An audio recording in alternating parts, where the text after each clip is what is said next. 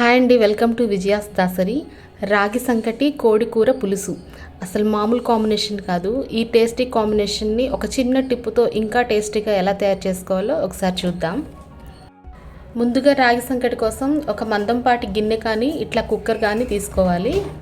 దీంట్లో ఒక half cup rice వేసుకోవాలి. ఈ రైస్ ప్లేస్లో మీరు రా రైస్ అనే వేసుకొని కుక్ చేసుకోవచ్చు. అదే కప్పుతో మనం ఒక 2 కప్పుల ఫుల్ వాటర్ పోసుకోవాలి. ఈ రైస్ని వాటర్తో బాగా మరిగించుకోవాలి.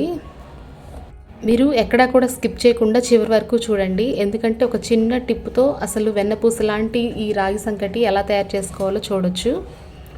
అప్పటికప్పుడు ఫాస్ట్గా అయిపోవాలి రాగి సంకటి అనుకున్నప్పుడు ఇట్లా ఉడికించిన రైస్ వేసుకుంటే బాగుంటుంది. ఇప్పుడు దీంట్లో ఒక హాఫ్ స్పూన్ సాల్ట్ వేసుకొని మూత పెట్టుకొని ఈ వాటర్ అంతా కూడా మరగనివ్వాలి. చాలామంది రాగి సంకటి చేసేటప్పుడు అయితే లూజ్గా అయిపోతుంది, లేదంటే గట్టిగా అయిపోతుంది. నేను చెప్పిన ఈ క్వాంటిటీ ప్రకారం మీరు చేసుకున్నారంటే అది కరెక్ట్గా పర్ఫెక్ట్గా వస్తుంది. ఒకసారి ట్రై చేసి చూడండి. ఏ కప్పుతో అయితే మనం వాటర్ పోసుకున్నామో అదే కప్పుతో ఒక కప్పు ఫుల్ రాగి పిండి వేసుకొని ఇట్లాగా మిక్స్ చేసుకోవాలి ఈ వాటర్లో. ఈ రాగి పిండి వేసుకున్న ఒక హాఫ్ మినిట్ మనం ఈ గరిటెతో ఒకసారి బాగా మిక్స్ చేసుకొని మూత పెట్టేసి మగ్గనివ్వాలి. అసలు వంట రాని వాళ్ళు కూడా ఇట్లా చూసి చాలా ఈజీగా చేసేసుకోవచ్చండి.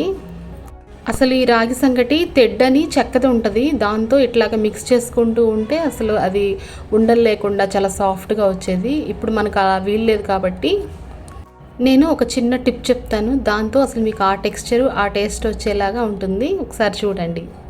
ఇప్పుడైతే ఈ కుక్కర్లో ఉన్న రాగి సంకటి ఒకసారి అంతా మిక్స్ చేసుకొని ఇట్లాగా మూత పెట్టుకొని మగ్గనివ్వాలి ఒక 2-3 మినిట్స్ దాకా.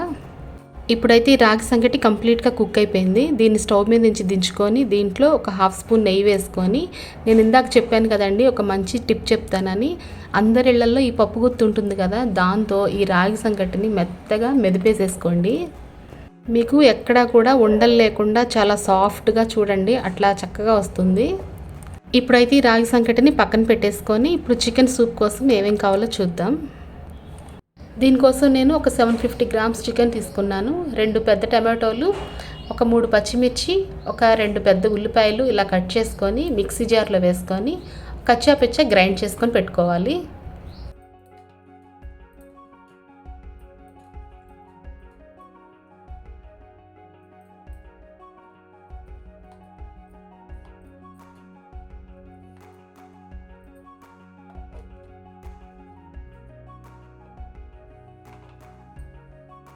ఇప్పుడు స్టవ్ వెలిగించుకొని దీనిపైన ప్యాన్ పెట్టుకొని ఈ కర్రీకి సరిపడా ఆయిల్ పోసుకోవాలి.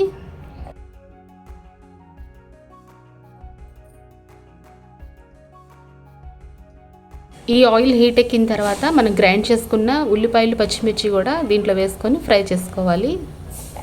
ఈ రాగి సంకటిలోకి చికెన్ పులుసు అయితేనే బాగుంటుంది, చికెన్ ఫ్రై ఇంకా ఏది బాగోదండి.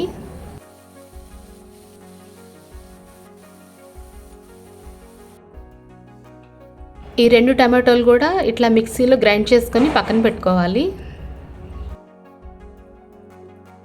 ఈ ఫ్రై అయిపోయిన ఉల్లిపాయలు పచ్చిమిర్చిలో ఒక స్పూను అల్లం వెల్లుల్లి పేస్ట్ కూడా వేసుకొని బాగా ఫ్రై చేసుకోవాలి.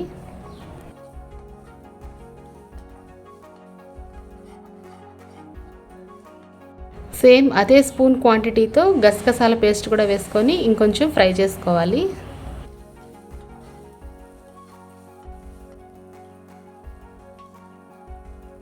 ఇప్పుడు ఒక హాఫ్ స్పూను పసుపు కూడా వేసుకొని ఫ్రై చేసుకోవాలి. సాల్ట్ అయితే ఇప్పుడే వేసుకోవద్దండి, సాల్ట్ వేసుకుంటే ఈ మసాలాలో ఉన్న వాటర్ బయటకు వచ్చి కుక్ అయ్యిద్ది, ఫ్రై అనేది అవ్వదు. అందుకని ఇక్కడ పసుపు వేసి ముందు దాన్ని బాగా ఫ్రై చేసుకుంటున్నాం. దీంట్లో ఇప్పుడు టమాటో పేస్ట్ కూడా వేసి ఒకసారి మిక్స్ చేసి మొత్తం ఇంకా ఫ్రై చేసుకోవాలి. ఈ మసాలా ఫ్రై అయిపోయిన తర్వాత నీట్గా వాష్ చేసుకుని ఈ చికెన్ వేసి ఒక హాఫ్ స్పూన్ సాల్ట్ కూడా వేసుకొని ఒకసారి మిక్స్ చేసి మూత పెట్టుకొని మగ్గనివ్వాలి. ఈ మసాలా అంతా కూడా ఈ చికెన్ ఒకసారి బాగా అబ్జర్వ్ చేసుకున్న తర్వాత దీంట్లో ఒక 2 స్పూన్ల కారం కూడా వేసుకొని ఒకసారి మిక్స్ చేసుకోవాలి.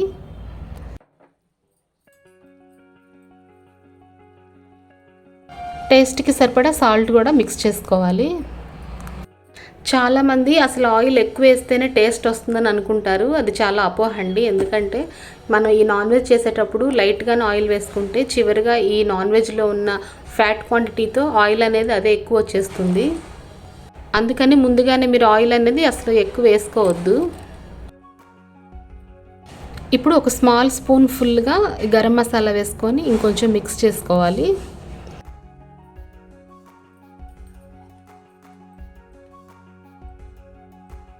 దీంట్లో ఒక పావు టీ స్పూన్ టేస్ట్ కోసం ధనియాల పౌడర్ కూడా వేసుకోవచ్చు. ధనియాల పౌడర్ ఆప్షనల్ అండి. చూడండి మసాలా అంతా కూడా చక్కగా ఫ్రై అయిపోయి ఇట్లాగా ఆయిల్ అనేది బాగా పైకి వచ్చేసింది. అంటే బాగా ఈ మసాలా అంతా కూడా ఈ పీసెస్కి బాగా పట్టింది.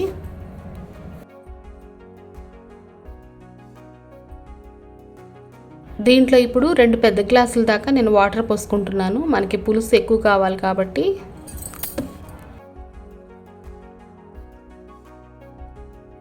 ఇప్పుడు స్టవ్ హై ఫ్లేమ్లో పెట్టుకొని 5 నుంచి 10 నిమిషాలు బాగా ఈ పులుసునంతా మరగనివ్వండి. చూడండి చివరిగా ఈ కోడి పులుసు పర్ఫెక్ట్గా రెడీ అయిపోయింది. దీంట్లో కొంచెం కొత్తిమీర వేసుకొని 1 నిమిషం పాటు మరగనిచ్చి స్టవ్ ఆఫ్ చేసేసుకోవడమే.